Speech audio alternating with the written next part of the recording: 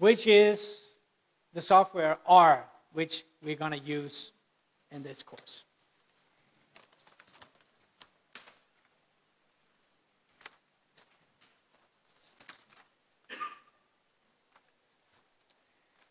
Good. You can read about R in the appendix, a little bit in the book, so you can see the book is mentioning it. Now, let me see.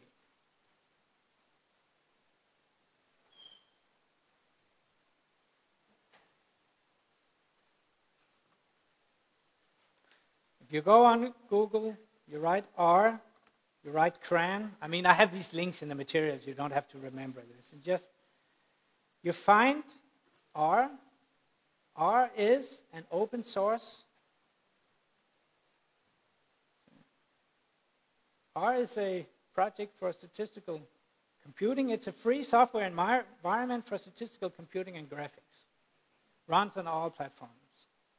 It's fan-bloody-tastic. I thought I'll do the British version here since we had some Australians here. Otherwise, I learned my English elsewhere. I would have said something differently.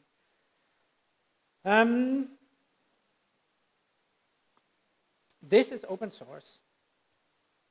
There are developers throughout the world who every day makes another new thing available for us. This is kind of the, you could call it the Facebook of statistics, this one. This is,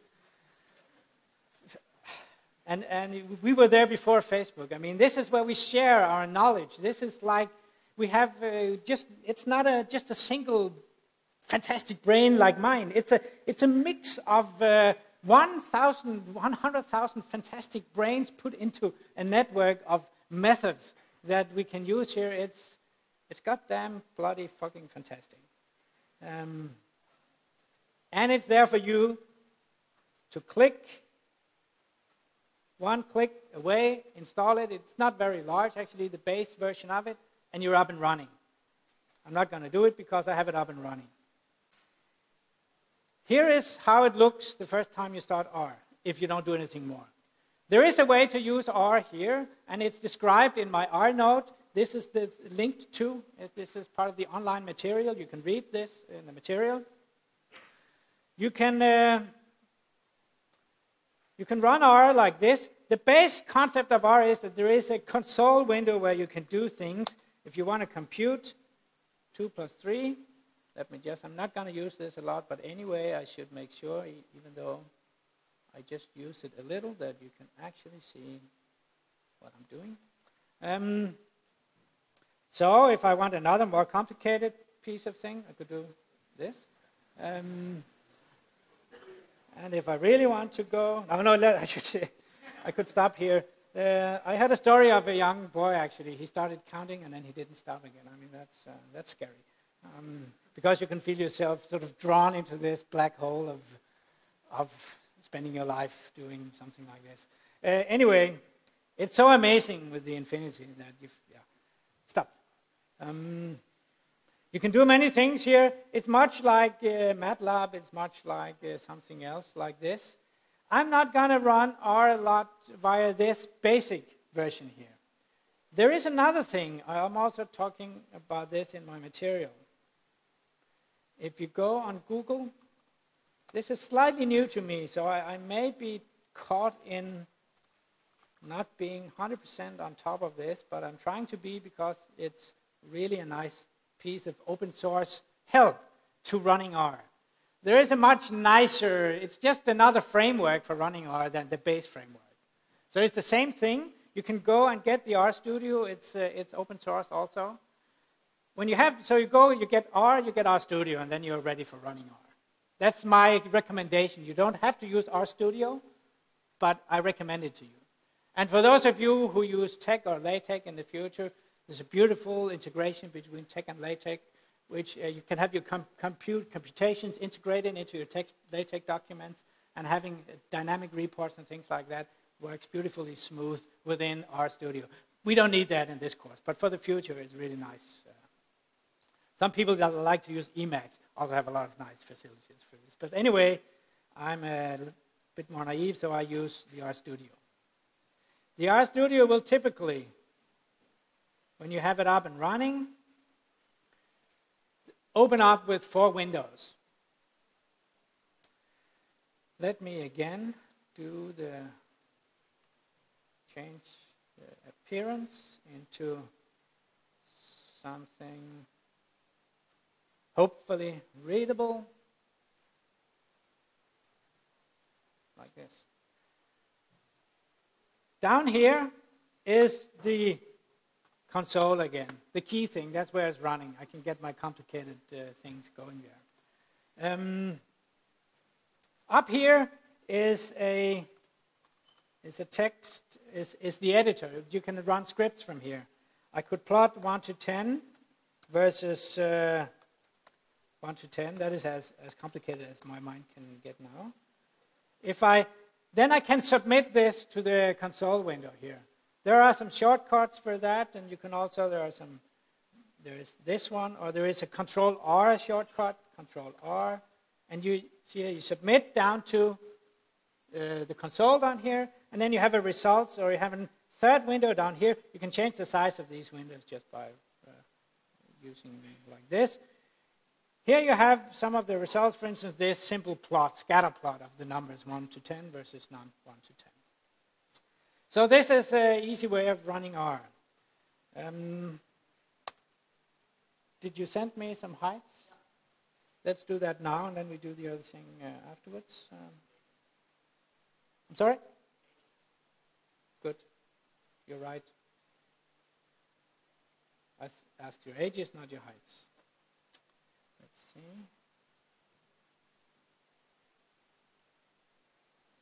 We didn't have an answer from neither Casper nor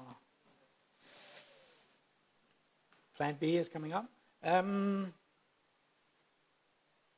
Here you can see that Jeppe prepared a file for me with the extension .r. That is a convenient extension to use. This is how R finds its script files. It uses the .r. It's just simple text file, but use the .r if you want.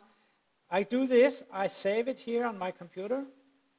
Just to show you, come on, little computer, thank you.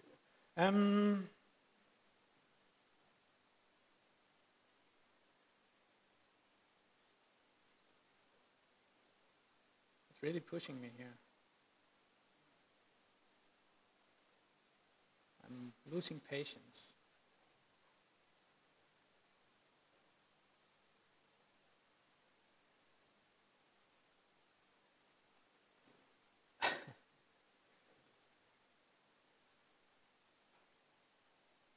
My pulse is at 150 now. Yes.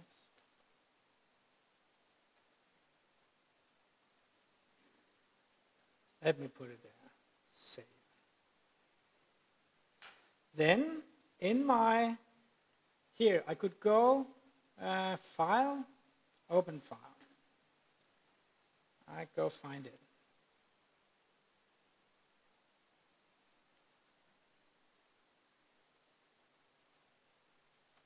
Let me just look at the R files. Here. Let's try to do English. Sorry, that's okay. Here are the results of the Danish jury. Now here are what you told me, that's from the poll in the Adobe Connect meeting room.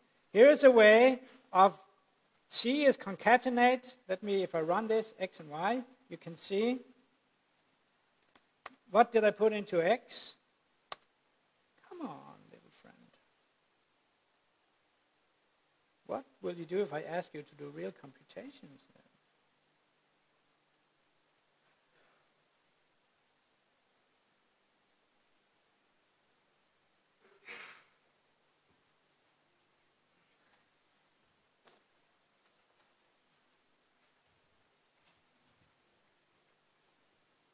Usually it runs quite smoothly.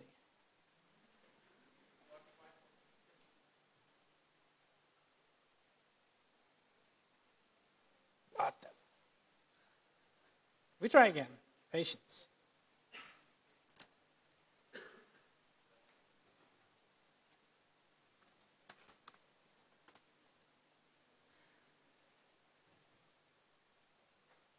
I use the shortcut here, and it steps line by line. It's a Control-R shortcut. X, Y. Q. Good friend. Now it's working. And over here you can see now you have an X element with all the numbers. You have no, that's actually just the list of the edges. The Y element was this one. Then there's just a little technical thing. Don't worry about that. To actually remove all the zeros. And here are the ages that you told me. So I have, what is the sample size? I could go, there is a length of set. The sample size is 30. I have 30 answers to this sample. Then, of course, all the functions are there now for us, all the summary statistics functions. We can compute the mean age, 23, the median age, 23, the variance or the standard deviation of 2. On average, you're 2 years away from the average age of 23. We could also do different. There's a histogram. There is a box plot. Now I should actually do it up here. That would be more.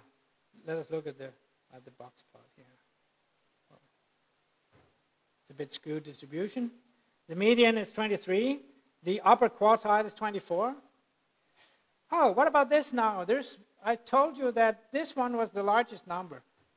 There is something called an extended box plot. You can read about that in the book also, which has an extended definition, saying that if an individual age or number is particularly far away, I'm not going to here define to you what particular, there is an exact definition of particularly in the book. I'm not going to say it. If it is too far away, it's going to be highlighted as an individual point. And there was an outlier of an age of 30. 30 is still a very young age. So don't worry about that. But apparently we are in a group of even younger people here. So don't worry, you 30-year-old. I would dream of that. Anyway, this is one way of running R. This is what we're going to do a lot in this course, running R like this. There's a lot of things we can do in R. I tell it to you in the R note. Please look at the R note. It's part of the syllabus. It's also explained how it's part of the syllabus in the online R note.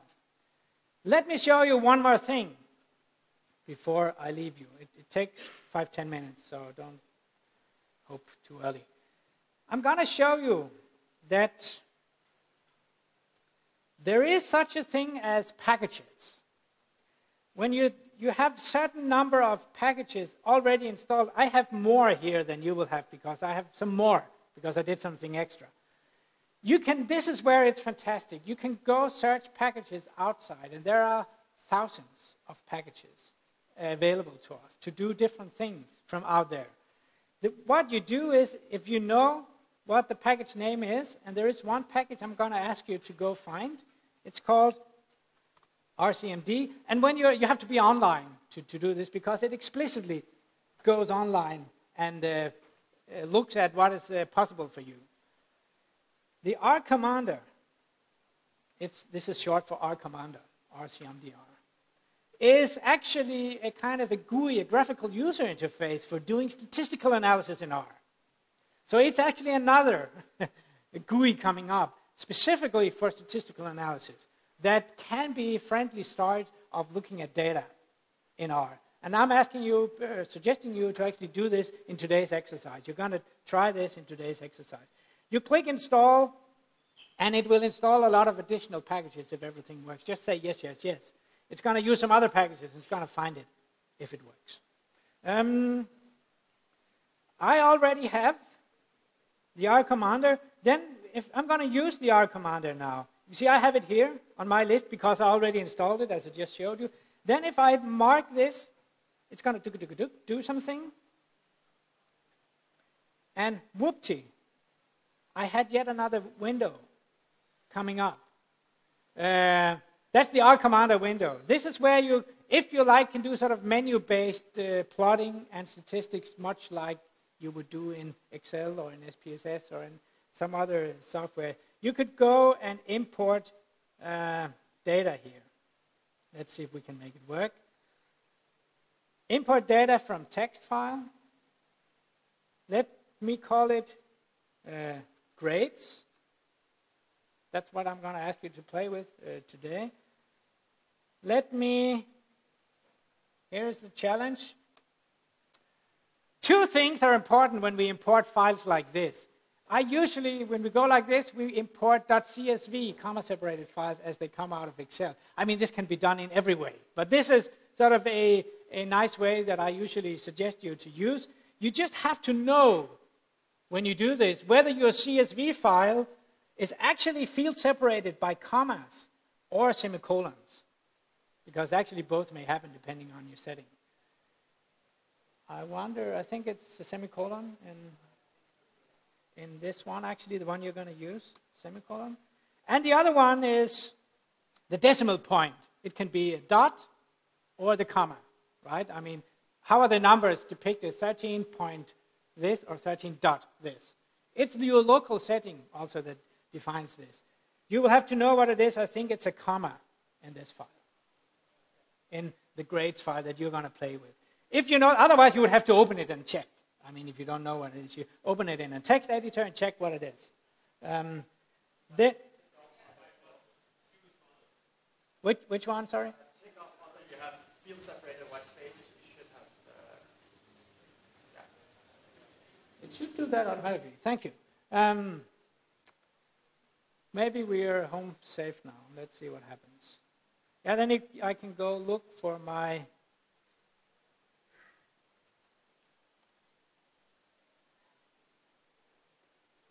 Here I had the grades.csv. New data set. Here we are. This is the data set you're going to play with today. It's a lot of schools from back in, I believe, 2004. Maybe it applies to some of you.